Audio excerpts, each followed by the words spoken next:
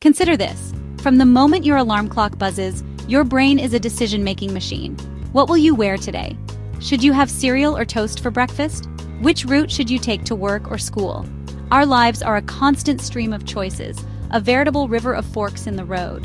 Some of these decisions are small and have very little impact, like choosing a blue pen instead of a black one. Others, however, are much bigger. Let's be clear about something right from the start.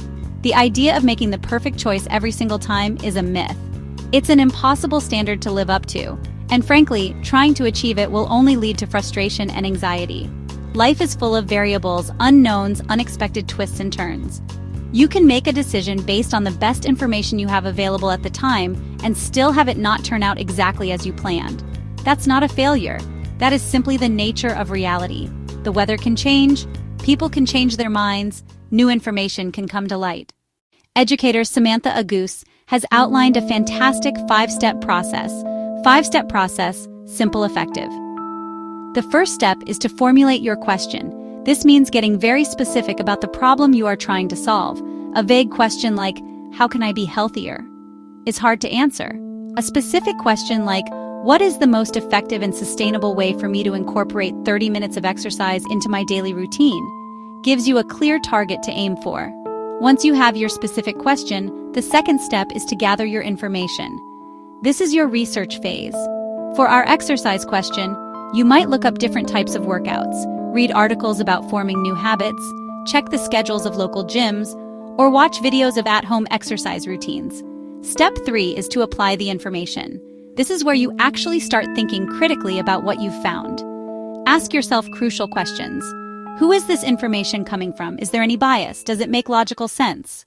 The fourth step is crucial. Consider the implications. Think about the potential consequences of your different options, both short-term and long-term. If you choose to join a gym, what is the impact on your budget and your daily schedule? If you decide to work out at home, will you have enough space? And will you be motivated without a class setting? Finally, we arrive at step 5. Explore other points of view. This is about challenging your own assumptions and biases. We all have blind spots. Talking to other people can help us see them. For your exercise plan, talk to a friend who maintains a fitness routine. Consult a personal trainer. Imagine you're faced with a decision. Should I accept this new job offer? First, formulate the question more clearly. Will accepting this new job in another city improve my long-term career prospects and personal happiness more than staying in my current role? Then, gather information. Salary details, cost of living in the new city, company reviews. Use the 5 steps to decide what to make for dinner for the week. Use them to plan your weekend. By applying this structure to low-stakes choices, you build the mental muscles for big, life-altering ones. You'll start to see patterns in your thinking and become more aware of biases. It becomes a habit, a natural way of approaching the world with curiosity and logic. Ultimately, embracing critical thinking is about more than making better choices. It's about leading a more intentional and empowered life. It gives you the confidence to tackle complex problems, the clarity to see through misinformation, the wisdom to learn from your experiences, no matter the outcome. You won't always be perfect. Remember, that's not the goal. But you'll be more thoughtful, more deliberate, more successful in navigating life's complex journey. So go out there, ask good questions, gather your evidence, think critically.